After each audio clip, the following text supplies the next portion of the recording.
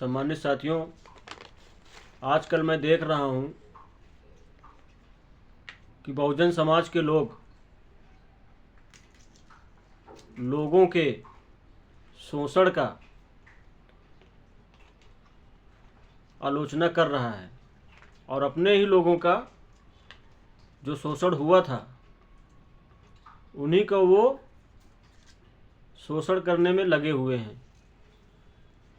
तो मेरा कहना ये है बहुजन समाज से कि मनु के टाइम में, जब मनु का विधान चलता था, उस टाइम में बहुजन समाज को, जो आज अलग अलग जाति में बटे हुए हैं, शूद्र कहा जाता है और मनु के हिसाब से आज भी वो शूद्र ही हैं।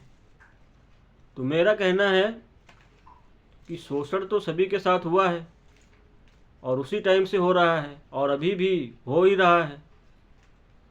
और उसमें जो लोग ये बताने की कोशिश कर रहे हैं कि फलनवा के साथ तो ये हो गया, फलनवा के गले में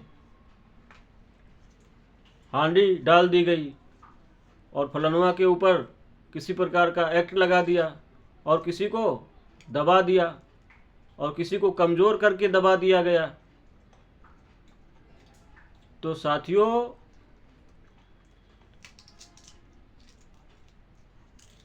शोषण तो हुआ है ना, और शोषण सभी के साथ हुआ है, बहुजन समाज के साथ।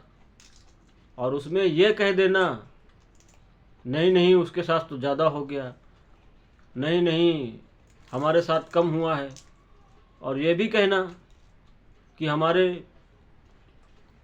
लोग तो ऐसे नहीं थे। ये सच बात है कि ऐसे नहीं थे, लेकिन फिर भी लोगों को कमज़ोर किया गया। जो लड़ने लायक थे वो लड़े भी, लेकिन उसके बाद भी लोगों को कमज़ोर गुलाम बनाए रखा गया।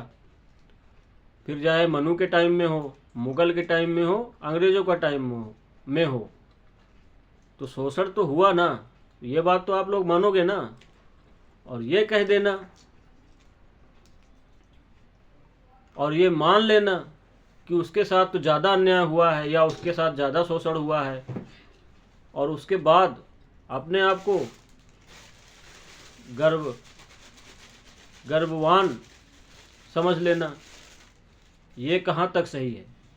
तो बहुजन समाज के साथी, मनु के टाइम सभी के साथ शोषण हुआ, ये आप सारे लोग जानते हो। और आज के टाइम में वही लोग, कोई क्या बात कर रहा है, कोई क्या बात कर रहा है, बात तो वो ऐसा कर रहा है जैसे कि वो पहले बहुत आज़ाद था, मनु के टाइम से, मुग़लों के टाइम से और अंग्रेज़ों के टाइम से। ये बात सच है कि बहुजन समाज में जन्मे राजा महाराजा और महापुरुष थे, लेकिन उनको कहीं न कहीं दबाया भी गया। तो अत्याचार करने वाले लोग क्या आज नहीं हैं, या आगे कभी शोषण नहीं होगा? होता आ रहा है, होगा भी, आगे भी होगा।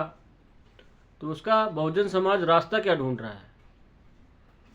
फिर से हम वही पुराने सिस्टम पे जा रहे हैं। अब अपने अपने में शोषण करना और मेन मुद्दे से भटक जाना और अपने आप को सभी बहुजन समाज का